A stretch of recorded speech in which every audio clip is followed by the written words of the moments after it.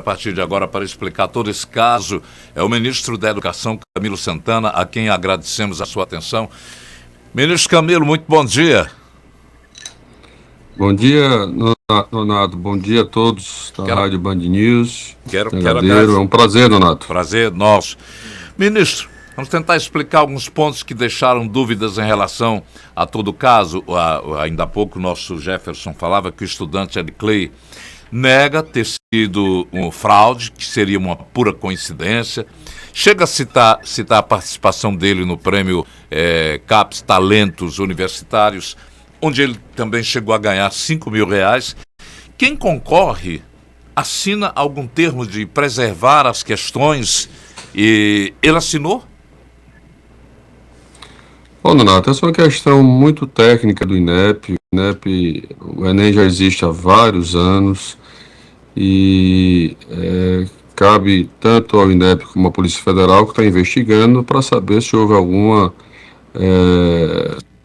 fato ilegal do ponto de vista do que ocorreu. O fato é que eu queria deixar muito claro, Donato, é que o Enem é um patrimônio do Brasil, talvez seja a maior política pública de enfrentamento às desigualdades desse país na área educacional. Para você ter uma ideia, um jovem pode fazer hoje o Enem, a prova, em qualquer lugar do Brasil, para qualquer universidade, né? É bom lembrar que antes, no passado, o aluno, por exemplo, um cearense que quisesse fazer uma prova para a Universidade Federal de São Paulo, do Rio de Janeiro, tinha que se deslocar para lá, pagar passagem, pagar hospedagem, alimentação, para poder fazer a prova se ele quisesse ir para aquela universidade. Hoje não, ele pode fazer aí do Ceará para qualquer universidade, a prova é igual para todos. Então foi uma forma de democratizar, de dar a cara da universidade aos filhos de trabalhadores, trabalhadoras, dona de casa, enfim. Então, para mim, acho que esse é o maior patrimônio. E, aliás, é bom lembrar, Donato, que o exame esse ano de 2025 foi um dos maiores Enems que já ocorreram, foram quase 5 milhões de inscritos. Pra você ter uma ideia, Donato, são 585 mil pessoas envolvidas na aplicação da prova nos 2 dias. E pela primeira vez nós colocamos detector de metais em todas as salas de aula, que são mais de 120 mil salas de aula em todo o Brasil, né? Então o Enem ocorreu sem intercorrência, e surgiu essa questão dessa live desse jovem estudante de Sobral, né? E a minha determinação, logo quando eu tomei conhecimento, foi pedir ao INEP para que avaliasse, porque as questões não são idênticas, são questões similares, que é a proximidade. Então isso mostra que não houve vazamento da prova, né?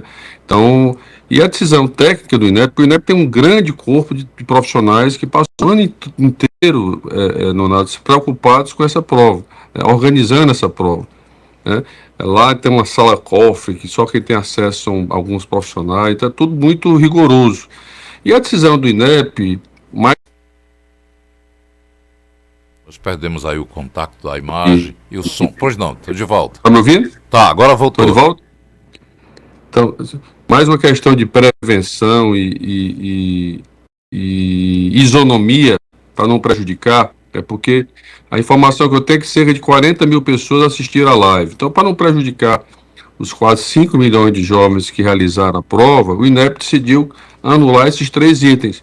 Lembrando que a prova são 180 itens, 180 questões fora a redação. Então foram anulados 3 para não causar prejuízo e garantir a isonomia para todos. E aí acionamos a Polícia Federal, que inclusive fez uma ação ontem, autorizada pela Justiça, né, para verificar, porque aí há várias questões aí que precisam ser investigadas, né? Por exemplo, esse rapaz participou do prêmio CAPES, que é uma prova que realiza, e que muitas vezes o INEP utiliza essa prova para validar algumas questões que podem ou não cair no Enem. Então, essas questões mais técnicas, né, estão sendo investigadas para saber as responsabilidades desse rapaz em relação a isso. O fato que eu quero dizer é que não justifica, né, como algumas pessoas estão levantando, um cancelamento de uma prova desse tamanho, dessa natureza, mas a decisão técnica, repito, foi cancelar, anular esses 3 itens para garantir a isonomia de todos o resto. E caberá à Polícia Federal, ao próprio INEP, que deverá ser ouvido pela Polícia Federal também, para saber quais são as responsabilidades diante desse fato. E também já orientei o INEP, a equipe técnica, para o próximo Enem verificar quais são as medidas necessárias para garantir cada vez mais segurança e isonomia nessa prova, porque eu digo que é sempre o maior evento, não há outro evento dessa natureza, desse tamanho no Brasil.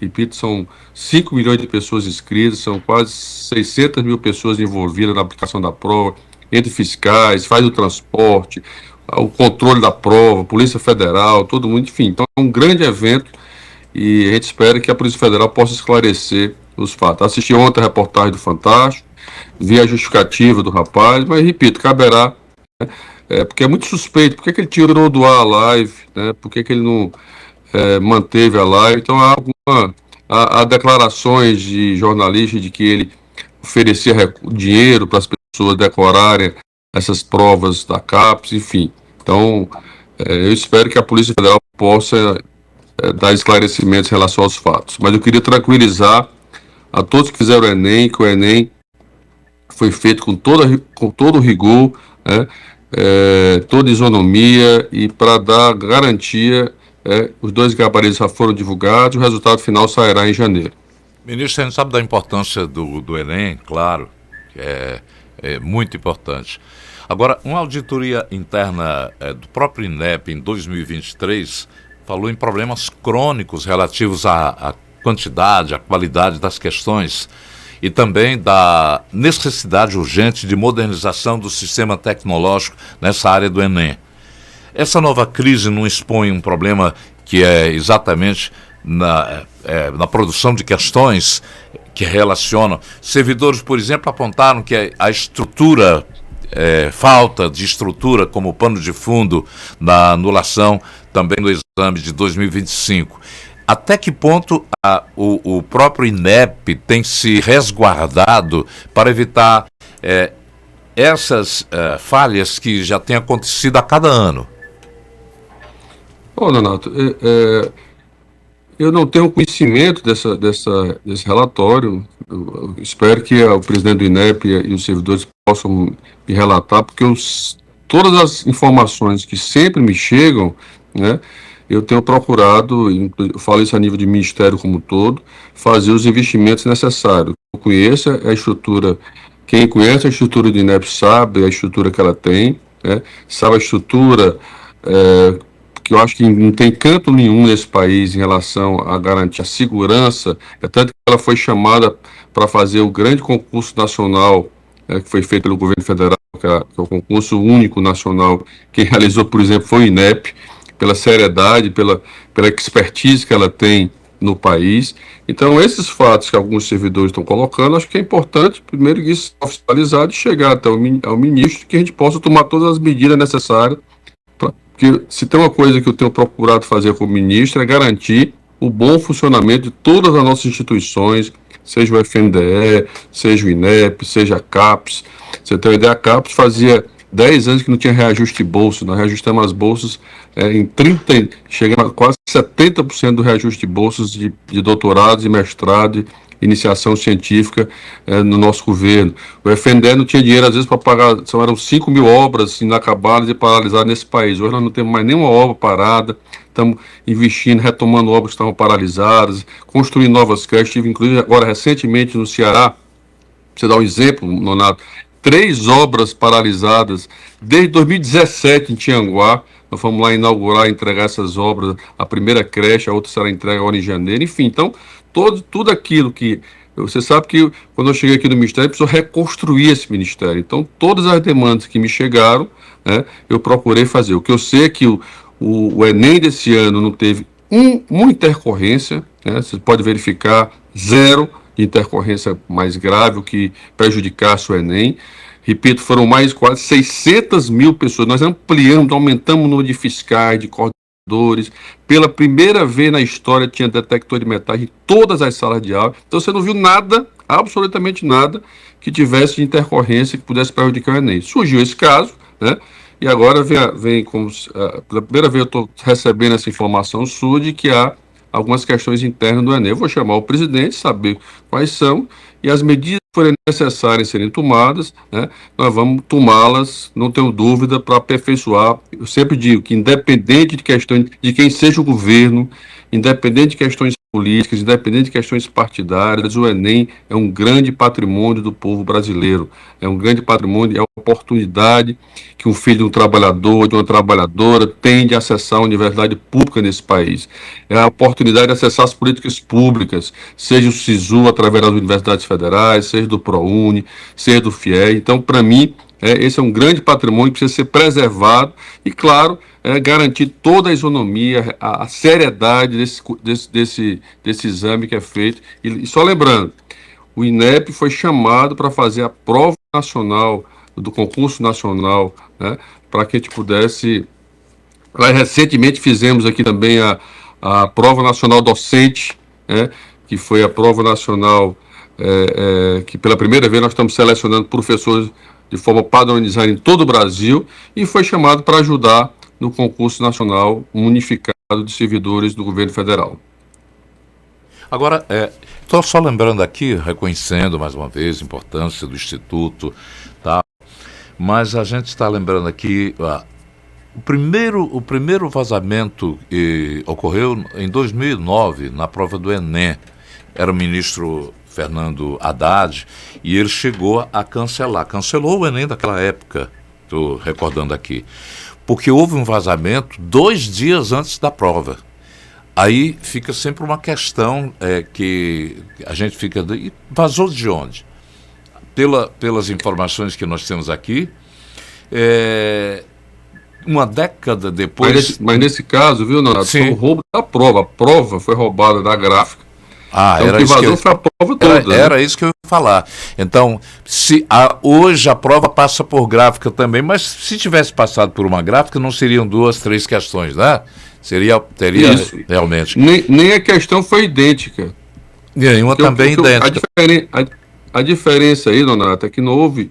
Primeiro, não vazou a prova, né? Então, ou seja, as pessoas não tiveram... O caso de 2009 é que vazou a prova e as pessoas tiveram acesso à prova, né, idêntica, a prova mesmo que aconteceu no Enem.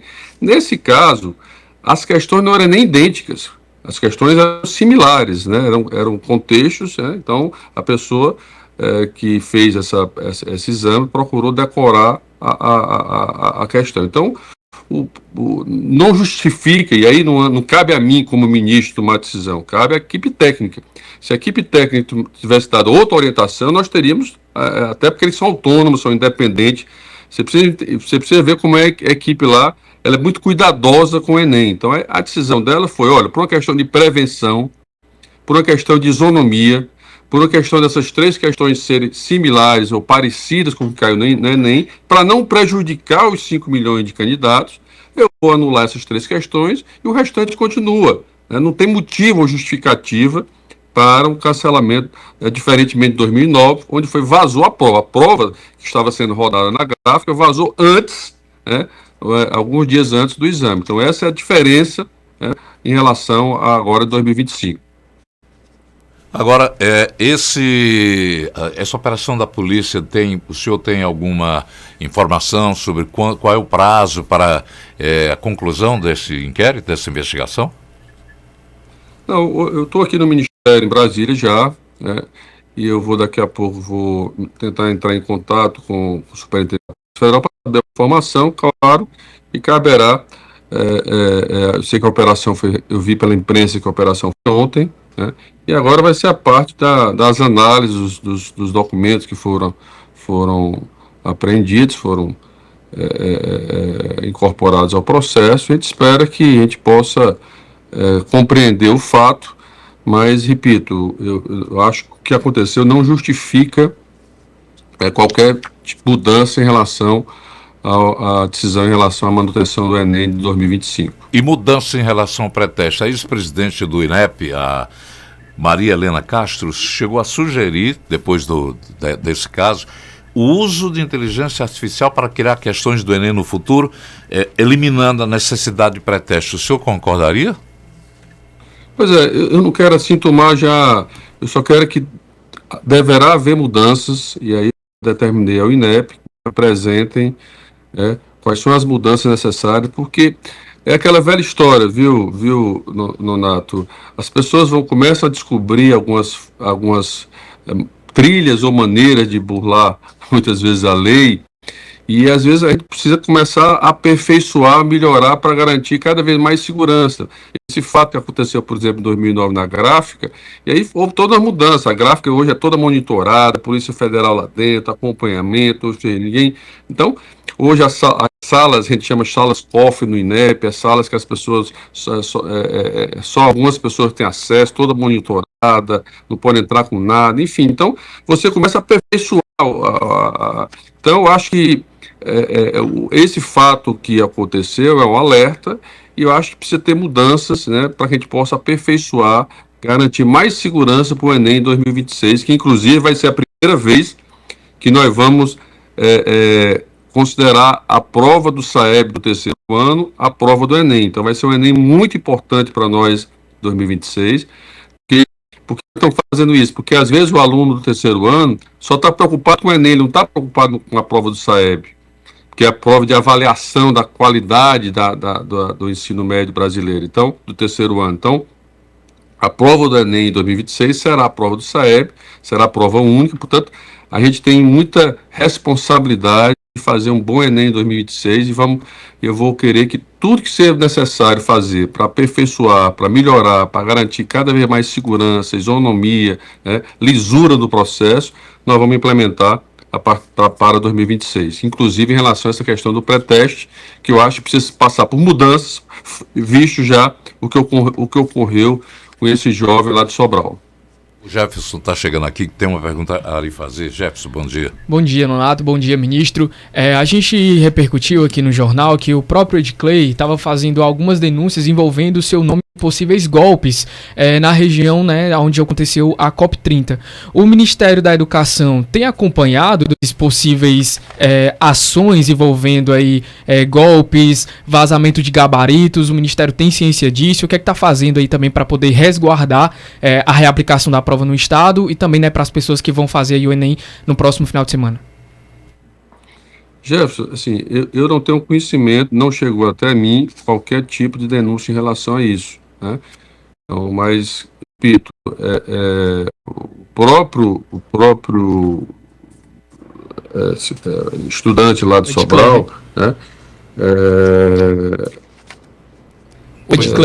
Ele disse que não teve acesso a qualquer tipo de prova do Enem. Então, ele mesmo já declarou isso, ele já relatou os fatos. E a Polícia Federal está monitorando. A Polícia Federal está monitorando não só o comportamento dele, mas também outros comportamentos em relação à aplicação que será agora, no dia 30 de novembro, será a aplicação da primeira prova lá de Belém e mais 2 cidades do país da COP. Nós vamos monitorar, nós vamos acompanhar, né? E não tenho dúvida, é outra prova diferente da prova que aconteceu, então não são provas distintas, não é a mesma prova, e a Polícia Federal está monitorando para saber qualquer tipo de suspeita ou informação em relação a isso. Ministro, muito obrigado pela sua aquiescência em conversar conosco a respeito desse assunto, e a torcida, acho que é de todo, de cada brasileiro, para que o Enem continue a propiciar a importância que detém, e que a falha que ocorreu dessa questão investigada pela Polícia Federal leve a um termo de cobrar, de punir quem realmente teve a responsabilidade. Um grande abraço para o senhor. Obrigado, Nonato, obrigado, Gerson, obrigado a todos que fazem a Rádio Band News.